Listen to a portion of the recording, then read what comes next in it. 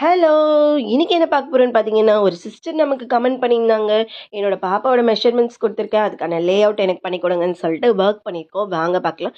4 ஃபோல்டிங்னு இருக்கு. அது வந்து கிளாத்துன்னு மைண்ட்ல வச்சுக்கோங்க. 4 ஃபோல்டிங் இருக்கணும். நம்ம பக்கம் ஃபோல்டிங் இருக்க மாரி வச்சுக்கோங்க.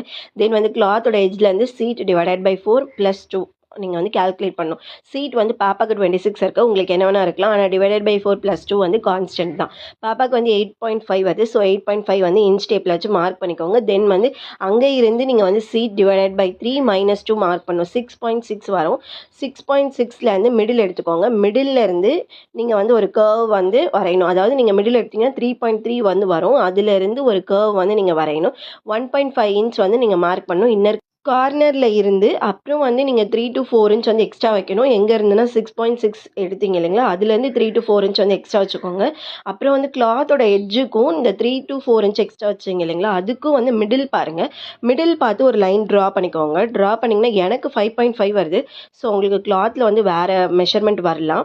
இப்போ வந்து பார்த்தீங்கன்னா, கீழே வந்து பார்த்தீங்கன்னா, ஃபூட் டிவைடட் பை 4 + 1 நீங்க ஃபூட் லென்த் என்ன வேணா வச்சுக்கலாம். அதாவது ஆங்கிள் சுற்றளவுன்னு சொல்லுவாங்க இல்லைங்களா?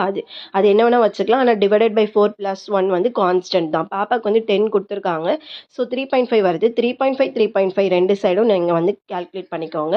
அப்புறம் வந்து 2 to 3 இன்ச் வந்து எக்ஸ்ட்ரா வச்சுக்கோங்க. எதுக்குன்னா வந்து ஸ்டிச்சிங்க்காக நம்ம எக்ஸ்ட்ரா குடுப்போம் இல்லைங்களா? அந்த ஸ்டிச்சிங்க்காக எக்ஸ்ட்ரா வச்சுக்கோங்க. மேலே 3 இன்ச் எக்ஸ்ட்ரா குடுத்துருக்கோம் இல்லைங்களா? அதில வந்து பார்த்தீங்கன்னா, நீங்க லெஃப்ட் சைட்லேருந்து ரைட் சைடுக்கு கொஞ்சம் கார்னரா கொண்டு போங்க. ஏன்னா வந்து அது கொஞ்சம் இறக்கமா வருது இல்லைங்களா? அதுதான் வந்து front portion of the band நமக்கு வரும். ஸோ அதுக்கேத்த மாரி நீங்க கொஞ்சம் ஸ்லாண்டிங்கா மார்க் பண்ணிக்கோங்க.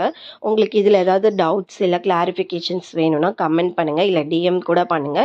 இது இன்னொரு கிளாரிஃபிகேஷன் நான் குடுத்துர்றேன். என்னன்னா வந்து நீங்க எக்ஸ்ட்ரா தான் 3 இன்ச் வைக்கணும். 29 லென்த் குடுத்துருக்காங்க இல்லைங்களா? அந்த லென்த் வந்து ஃபுல்லா வந்து பேண்ட்டுக்கு மட்டும் தான். 2 இன்ச் எக்ஸ்ட்ரா வந்து மார்க் பண்ணிக்கோங்க. ஏன்னா அது வந்து பேண்ட் கீழ வந்து நம்ம மடிச்சு தைக்கிற மாரி இருக்கணும். சரிங்களா? நம்ம பேஜ ஃபாலோ பண்ணிக்கோங்க. உங்களுக்கு வேற ஏதாவது கிளாரிஃபிகேஷன்ஸ் இருந்தா எனக்கு கமெண்ட் பண்ணுங்க. இல்ல மெசேஜ் பண்ணுங்க. நான் கண்டிப்பா உங்களுக்கு ரிப்ளை பண்றேன். Thank you so much.